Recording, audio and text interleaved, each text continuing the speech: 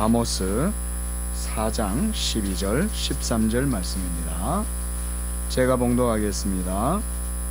그러므로 이스라엘아, 내가 이와 같이 내게 행하리라.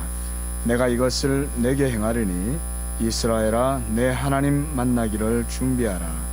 보라, 산들을 지으며 바람을 창조하며 자기 뜻을 사람에게 보이며 아침을 어둡게 하며 땅의 높은 데를 밟는 이는 그의 이름이 만군의 하나님 여호와시니라. 아멘. 김원희 전사님 말씀 증거하시겠습니다.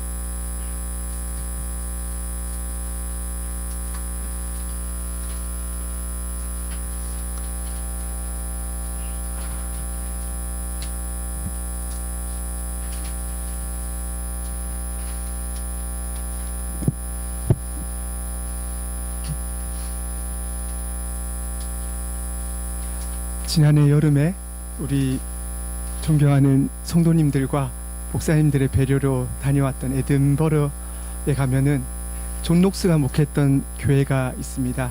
거기를 조금 더 지나가면은 여러 음식점들이 있고 옷가게가 있는데 그 벽면에 지킬 박사와 하이드의 그림이 걸려 있었습니다.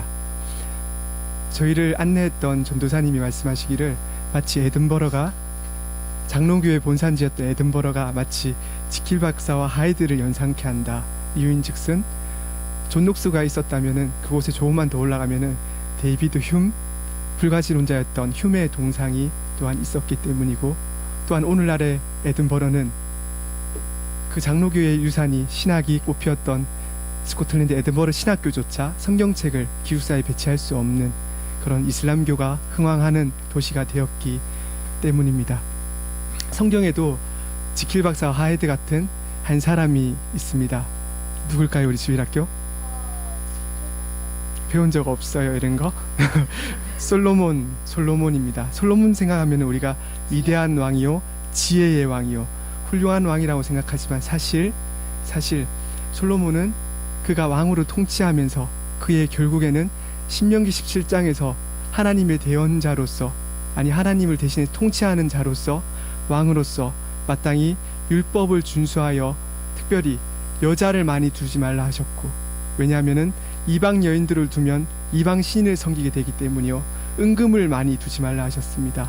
자기를 위해 은금을 쌓는 것은 곧 욕심과 정욕을 따르는 것이요, 또한 병마를 많이 두지 말라 하셨으니 전쟁을 함으로써 자기 힘과 능력을 의지하기 때문에 신명기 17장 14절에서 20절 말씀에서 분명히 금하신 율법을, 왕으로서의 사명으로서 지켜야 될 율법을 솔로몬은 금했습니다. 이에 하나님께서는 신명기 28장에 나오는 모든 축복과 저주 중에 더 많은 저주의 조항을 솔로몬에게와 그의 나라에 이루셨고, 열왕기상 9장 1절에서 9절에서 경고하셨듯이 오히려 이스라엘을 멸망시키셨으며 그의 성전도 무너뜨리는 하나님의 공의로운 심판이 이루어졌습니다. 우리 친구들 오늘 주일학교와 적어서 제가 조금 기운이 빠지는 듯하지만 맞춘다면 제가 더욱더 남은 시간 힘내어서 솔로몬 이후 르호보암으로부터 남왕국 유다와 북왕국 이스라엘로 두 나라는 분열되었습니다. 남왕국 유다의 첫 왕은 누구로부터? 르호보암으로부터 마지막 왕인 시드기야까지 총 몇 명이었습니까? 남왕국 유다입니다. 우리 마리아밖에 안 남았어요. 남왕국 유다는 20명이요. 북왕국 이스라엘은 첫 왕 여로보암으로부터 끝 호세아까지 몇 명이죠? 19명. 1년 전에가 아니라 불과 3개월 전에 했기 때문에, 그래서 그렇게 분열되어 가는 왕국들 속에서 하나님께서는 결국 두 나라를 둘 다 멸망시키신 것이 아니라 둘 다 패역하고 둘 다 어느 누구 그들의 행실 보잘것없었으나 다윗에게 맺으신 언약의 신실하심으로, 하나님의 어떠하심으로 유다는 멸망치 않으시고 바벨론의 포로로 잡혀가게 하십니다. 그러나 북왕국 이스라엘은 722년에 아수르는 혼혈 정책을 썼기 때문에 이스라엘, 북왕국 이스라엘은 흔적도 없이 사라지게 되며 오늘날까지 이르게 됩니다. 그래야 586년 유다가 포로로 잡혀가며 나중에 돌아오는 것들이 그런 이야기들이 도도하게 구약성경에 흘러가며 그러한 역사적 흐름 가운데 이스라엘이 멸망하기 전 경고하기 위하여 하나님께서 자신의 입으로 아모스 3장의 표현을 하면은 울부짖는 부르짖는 사자로서 보내신 자가 아모스였습니다.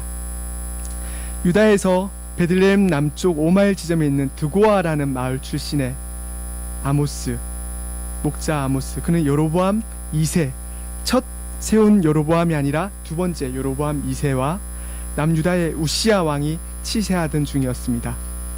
그때의 특징은 독특합니다.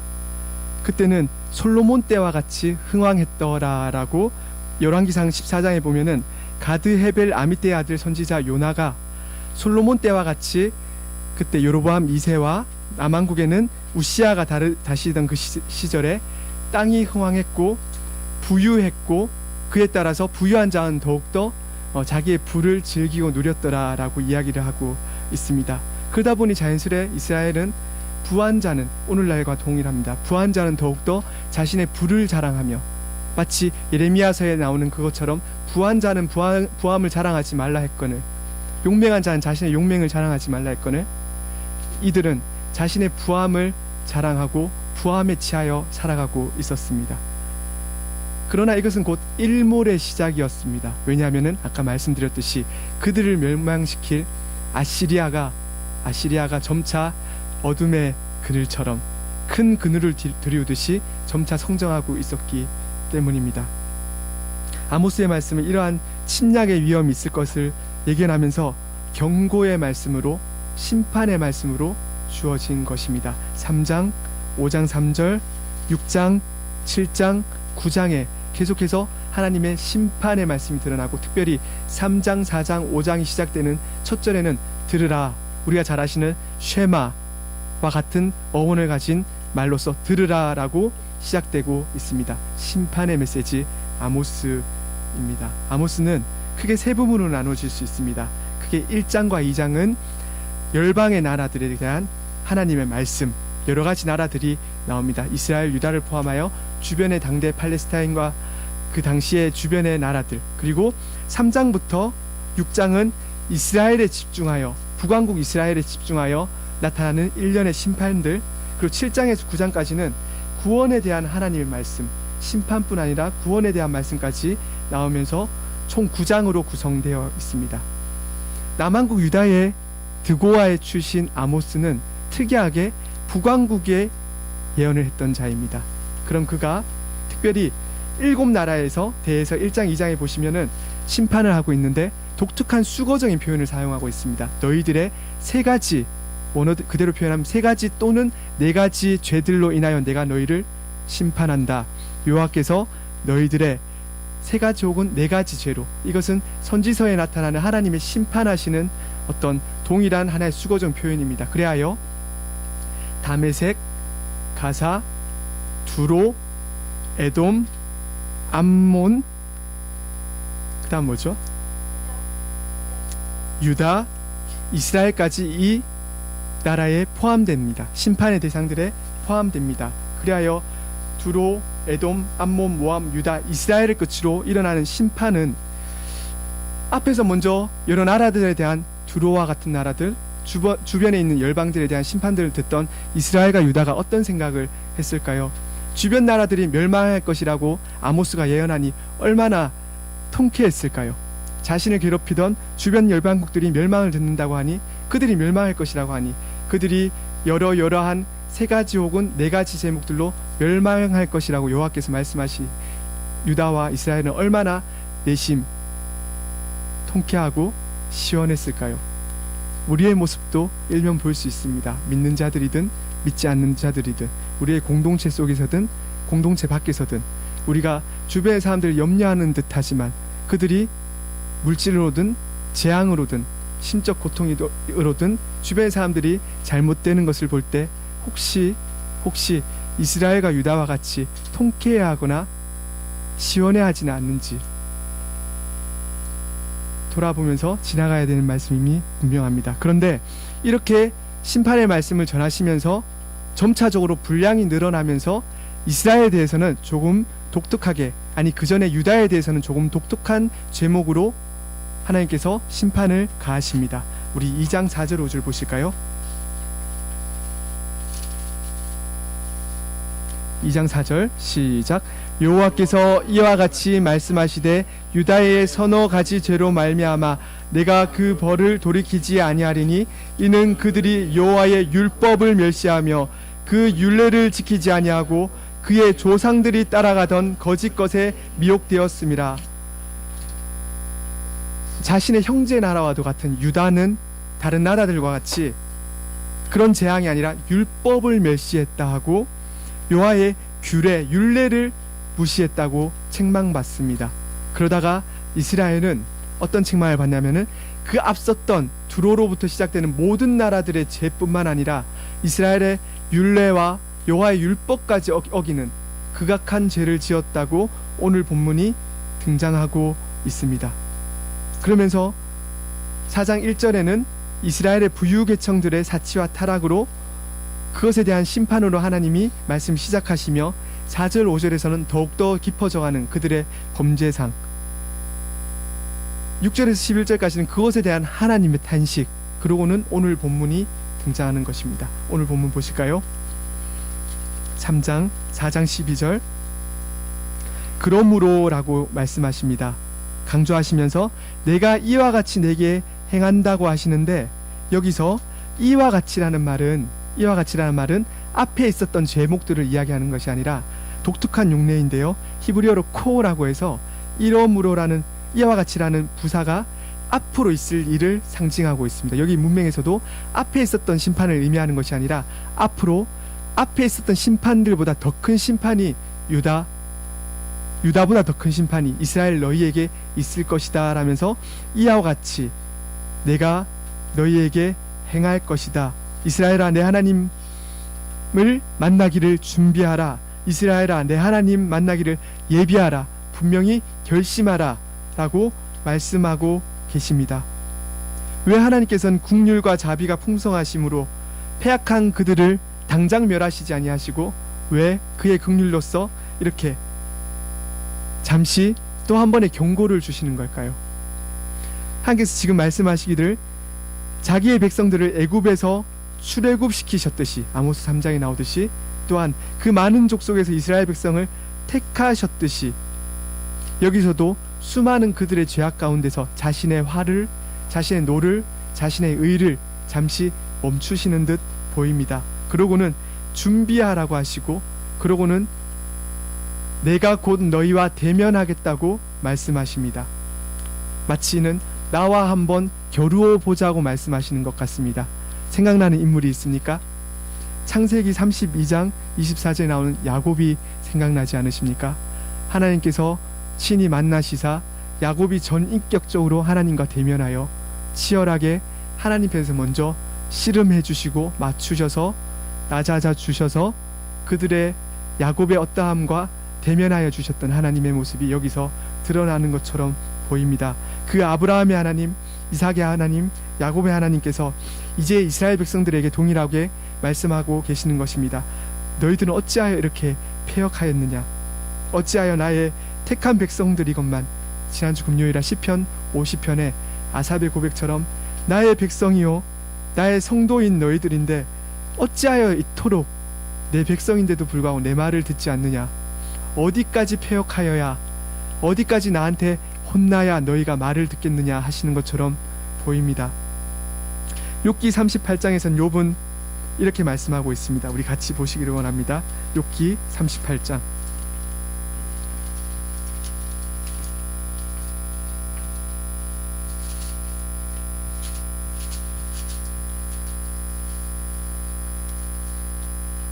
1절부터 보시겠습니다. 제가 읽겠습니다. 그때 여호와께서 폭풍우 가운데서 욥에게 말씀하여 이르시되 무지한 말로 생각을 어둡게 하는 자가 누구냐? 너는 대장부처럼 허리를 묶고 내가 내게 묻는 것을 대답할지니라. 내가 땅에 기초를 놓을 때에 내가 어디 있었느냐? 내가 깨달아 알았거든 말할지니라. 누가 그것의 도량법을 정하였는지 누가 그 줄을 그것의 위에 띄었는지 내가 아느냐. 그것의 주추는 무엇 위에 세웠으며 그 모퉁이 뜰은 누가 놓았느냐. 그때에 새벽 별들이 기뻐 노래하며 하나님의 아들들이 다 기뻐 소리를 질렀느니라. 바다가 그 모태에서 터져 나올 때에 문으로 그것을 가둔 자가 누구냐. 16절 말씀입니다. 내가 바다의 샘에 들어갔었느냐. 깊은 물 밑에 걸어 다녀보았느냐. 25절 누가 홍수를 위하여 물길을 터주었으며 우리와 번갯길을 내어 주었느냐. 31절입니다. 내가 묘성을 메어 묶을 수 있으며 삼성의 띠를 풀 수 있겠느냐. 40장에 가시면요, 40장 1절입니다. 여호와께서 또 욥에게 일러 말씀하시되 트집 잡는 자가 전능자와 다투겠느냐. 하나님을 탓하는 자는 대답할지니라. 7절입니다. 너는 대장부처럼 허리를 묶고 내가 내게 묻겠으니 내가 내게 대답할지니라 라고 말씀합니다. 마치 욥에게 나타나셨던 그 하나님이 여기서 이스라엘 백성에게 나타나시사 너는 할 수 있겠거든 대장부같이 허리를 동이고 나 만나기를 준비해보라 라고 말씀하신 것 같습니다. 또 이사야서에는 이렇게 말씀합니다. 또 함께 보기를 원합니다. 이사야서 1장입니다.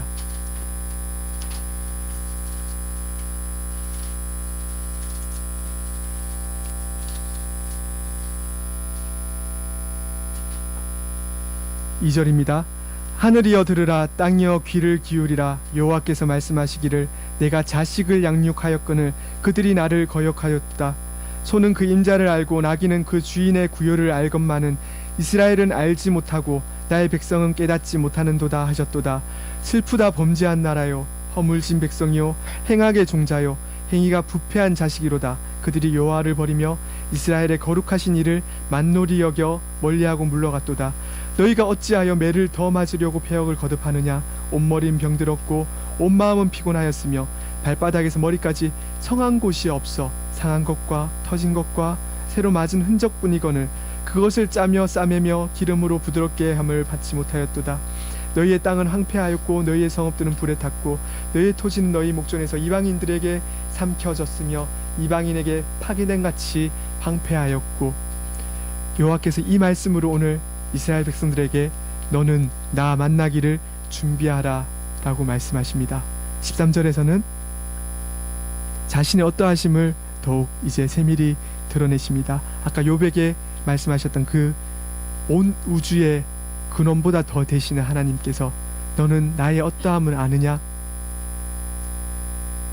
13절을 보시면 산들을 지으며 바람을 창조하며 자기 뜻을 사람에게 보이며 아침을 어둡게 하며 땅의 높은 데를 밟는 이는 만군의 하나님 여호와시다 라고 말씀하십니다.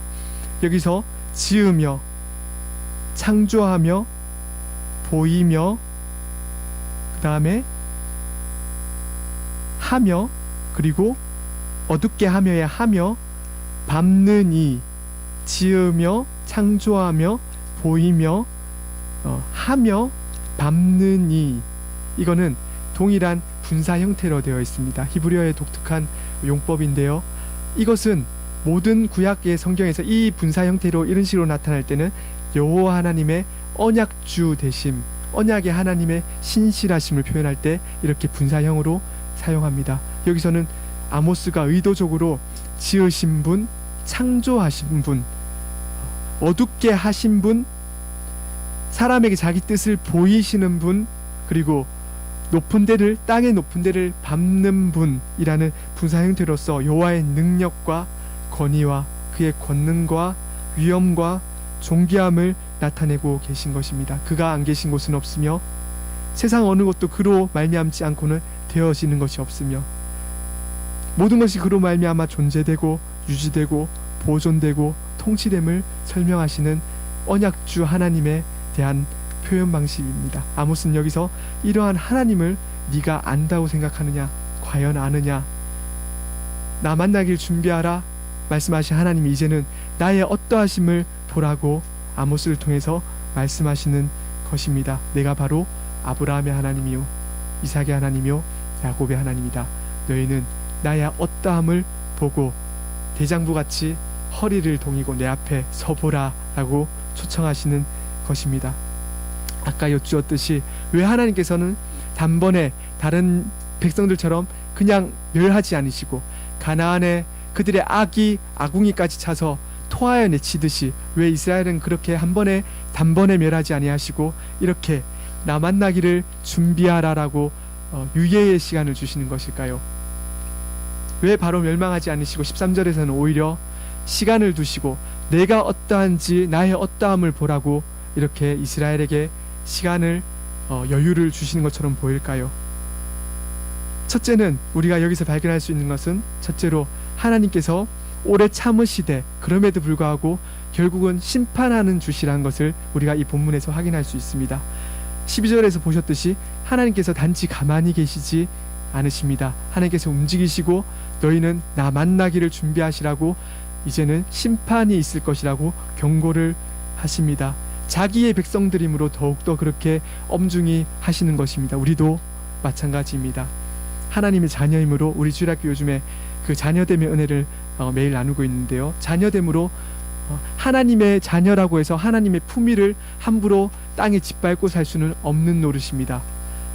우리 각자에게 맞추셔서 시시때때로 이 땅의 나그네로 살아가는 그 동안에도 하나님께서 우리를 교육시키시고 단련시키시고 때로는 채찍으로 이사야서의 1장에 나왔듯이 때로는 더 이상 때릴 곳이 없을 만큼 때리시기도 때로는 품에 안으시기도 하실 것입니다.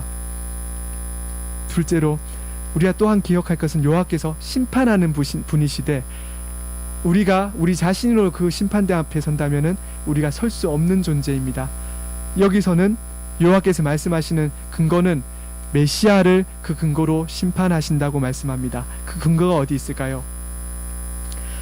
알렉산드리아에 우리가 초대교회와 중세로 넘어가기 전에 그 길목을 그 다리를 잇는다고 할 만큼 중요한 신학자 중에 어거스틴이라는 사람이 있습니다. 그가 쓴 신국론 하나님의 도성이란 책에 보면은 이런 표현이 있습니다. 70인역을 번역하면서 70인역을 인용하면서 오늘 본문을 어떻게 설명하냐면은 보실까요? 13절에 자기 뜻이라고 하는 부분이 보이십니까? 자기 뜻을 13절에 보라 산들을 지으며 바람을 창조하며 자기 뜻을 사람에게 보이며 할 때 자기 뜻을 70인역이라는 성경은 무엇이냐면은 히브리어를 최초로 헬라어로 번역한 성경입니다. 거기서 자기 뜻을 그리스도의 뜻이라고 어거스틴은 번역합니다. 그래서 성부께서 영원하신 하나님 제2위 성자 하나님을 보이시는 분이라고 설명하고 있고 그 메시아를 근거로 심판을 하시겠다고 하시는 것입니다. 좀 더 명확한 근거가 아모스 9장에 드러납니다. 우리 9장 가서 보시겠습니다. 아모스 9장 11절 12절입니다.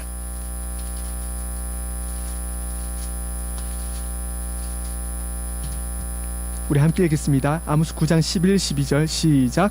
그날에 내가 다윗의 무너진 장막을 일으키고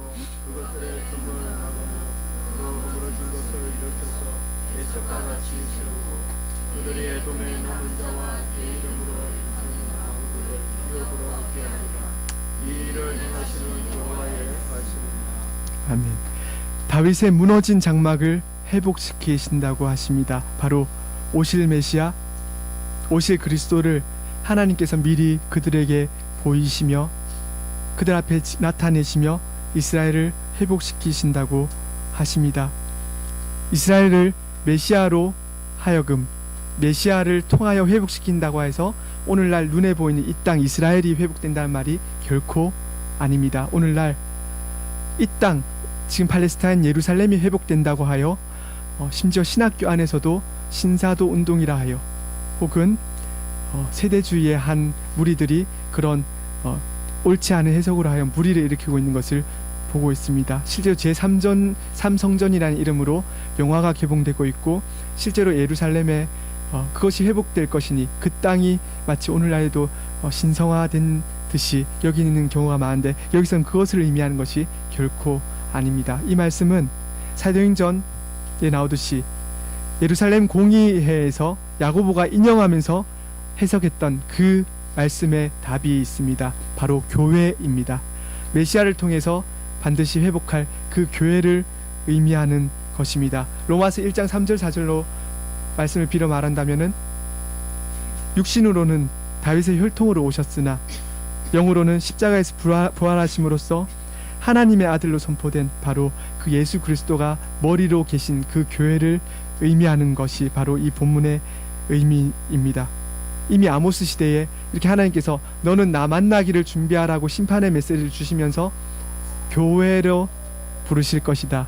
내가 다시금 이 그 교회로서 너희를 품에 안으실 것이라는 소망의 메시지를 주셨다는 것입니다. 그 가운데서 한번 내 앞에 서보라. 너희를 돌아보라. 너희의 어떠함을 보라. 아니 그 전에 여호와의 어떠함을 보라고 청하고 계십니다. 셋째로 이 말씀 속에서 우리가 또한 발견하는 것은 오늘 우리가 주 앞에 설 날을 미리 바라보며 살아야 한다는 것입니다. 로마서 14장 8절에는 형제를 비판하는 자를 꾸짖으시면서 어찌하여 내 형제를 업신여기느냐 우리가 다 하나님의 심판대 앞에 서리라고 말씀하고 계십니다. 또한 고린도후서 5장 10절에 보시면요, 우리가 다 반드시 그리스도의 심판대 앞에 나타나게 되어 각각 선악간에 그 몸으로 행한 것을 따라 심판을 받으려 함이라 말씀하고 계십니다. 우리도 심판을 받을 것입니다. 자녀들이므로 그리스도에 의지하여 산 우리가 잘했다, 충성된 종이었다 칭찬받는 그날이 올 것입니다. 동시에 주 앞에 섰을 때에 왜 그래 살았니 가영아, 왜 그래 살았니 원진아, 꾸중도 들을 것입니다. 그러나 그 앞에 섰을 때 그것이 우리가 요즘에 늘 배웠듯이 그 심판이 우리에게는 은혜의 심판이요 위로의 심판이 될 것인즉 우리의 아버지 되시는 분께서 친히 심판장이시요 우리를 위해 이 땅에서뿐만 아니라 저 천국에서도 중보하시는 그리스도가 우리의 값을 대신하여 서 계심으로 심판장이심으로 우리가 안전한 것입니다. 사랑하는 십자가지교회 성도 여러분, 아모스는 온갖 행악과 불법과 범죄와 추악과 더러움을 책망하고 있는 성경이며 무엇보다 오늘 시대와 연장선 속에서 부한자의 불의를 더욱더 엄밀히 경고하고 있는 성경입니다. 또한 믿는 우리에게 그 앞에 언약의 주 앞에 신실하게 주의 어떠하심과 뜻을 묵상하며 바로 설 것을 촉구하는 성경이며 그 언약의 주여 오실 메시아를 보라고 소망을 주는 성경입니다. 우리의 존재가 어디에 위치하고 있습니까? 우리의 실존은 어디에 위치하고 있습니까? 아까 말씀드렸듯이 우리는 이미 육체로는 다윗의 혈통으로 나신 이시요 영으로는 하나님의 아들로 부활하사 선포되신 예수 그리스도께서 보내신 그리스도의 영이 우리 안에 사시는 존재된 자들입니다. 그래서 하나님의 자녀된 자들이요 그 실존으로서 우리가 오늘 살아가는 자들로서 하나님의 품위를 지키는 것이 마땅하지 않을까요? 하나님의 자녀된 자로서의 품위를 지키는 것이 마땅하지 않을까요? 아까 말씀드린 어거스틴 시대에는 로마가 그 부강했던 그 로마가 망가지고 무너짐을 보면서 주변에 믿지 않는 사람들이 그리스도인들 보고 너네가 믿는 여호와로 말미암아 이 로마가 망가진 것이다라고 그리스도인들을 핍박한 것에 대한 변증의 목적으로 하나의 목적으로 그 신국놀이라는 저서가 쓰여졌습니다. 우리에게는 과연 너희 그리스도인들 때문에 이 나라가 그리스도인다운 냄새 때문에 우리가 도저히 못 살겠다 하는 우리가 핍박을 받은 적은 과연 있습니까? 하나님의 자녀다운 품위 때문에 우리가 핍박받은 적이 과연 얼마나 있습니까? 우리 안에서 우리가 여호와를 아는 지식으로 머리가 가득 찼다 하여 오히려 우리가 교만하여지고 성경 말씀처럼 지식은 교만하여진다는 그 말씀은 오히려 이루어지지는 않습니까? 오히려 우리가 주변에 보면은 예수 그리스도를 믿는다는 명목으로 무례하고 하나님의 자녀다운 품위는 없으며 오히려 세상 속에서 그리스도인임을 이야기하기가 불편한 시대가 되어버리지는 않았는지요. 그럼에도 불구하고 시편 기자가 말씀하고 있고 선지자들이 말씀하듯이 복 있는 사람들은 악인의 꾀를 쫓지 않으며 주의 말씀을 주야로 묵상한다는 그 원어는 비둘기가 구구 소리를 끊임없이 내듯이 하듯이 주의 말씀을 묵상하라 하셨는데 우리가 우리 자신을 보며 아시듯이 단 한순간도 그 틈이 여호와의 말씀을 놓는다면은 죄와 이 이스라엘과 다를 바 없는 절망과 부패밖에 없는 것을 아시지 않습니까? 그렇기 때문에 우리가 더욱더 회개하고 오늘을 회개의 날로 삼아 여호와의 말씀에 더욱더 붙들려 있어야 되는 것은 아닙니까? 이것이 바로 구약의 선지자들이 외친 놀라운 심판의 메시지요, 위로의 메시지입니다. 그럼에도 불구하고 우리에게 심판이 놀라운 위로가 되는 것은 우리가 영원한 이미 하나님의 자녀가 되었기 때문이요, 오직 예수 그리스도의 의를